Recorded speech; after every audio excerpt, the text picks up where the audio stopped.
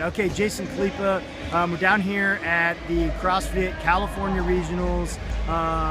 This is the first time that you haven't been here for the California Regionals, actually as a competitor, but you're down here supporting some of your teammates and some of the people that are from NorCal CrossFit. Can you tell us a little bit about what it's like being down here as a spectator for the first time? Yeah, it's cool. You know, it gives you an opportunity. It's a little bit of a different atmosphere, different way of looking at it, right? Before I used to come down here, I'd really be game time, go hit the workouts, you know, attempt to win, and then move on to the games.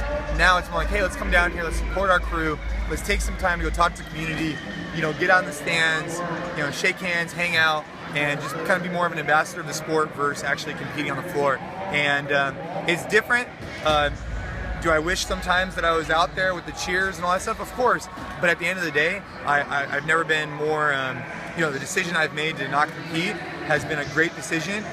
It's been good for our family, it's been good for me, and I don't regret anything about it.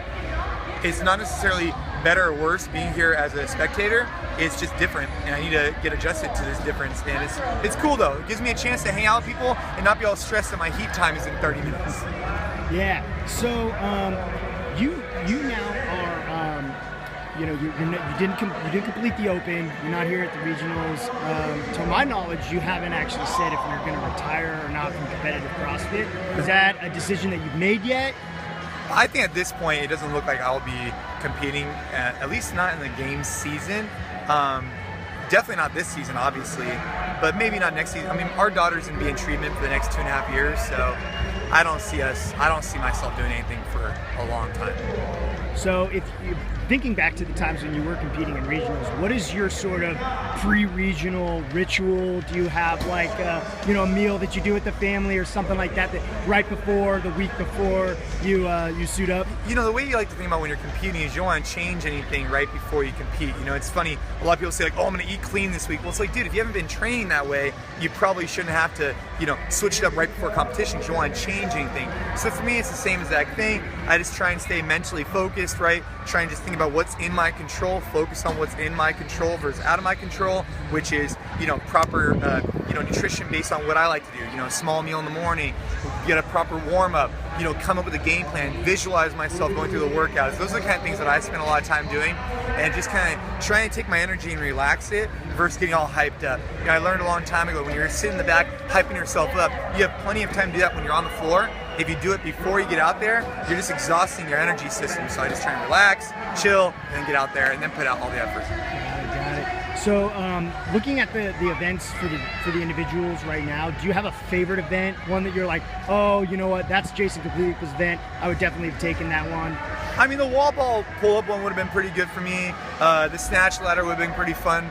But, you know, at this point, you know, I don't know. I mean, they look cool. They look like good events. I mean, the thing about it is, a lot of people love to say like, oh, if I was doing that, I would have crushed it or whatever. It's like, well, then you should have gone and done it, you know? So, you know, for me, it's like, I think the events are cool. I haven't personally done any of them, just because, you know, leave it to those guys. Let them go do their thing, and when I'm ready to come back, or if I come back or whatever, then I'll start doing it, you know? Last question. So, you know, you and Rich Froning are like the big famous rivalry in CrossFit. You know, all of us that have done it for 3 or 4 years now, you know, remember, you know, what is Rich doing, what is Jason doing, and constantly competing against one another. Do you have a favorite moment, you know, from not just the games themselves, but the game season that you think back to that was just a really special moment?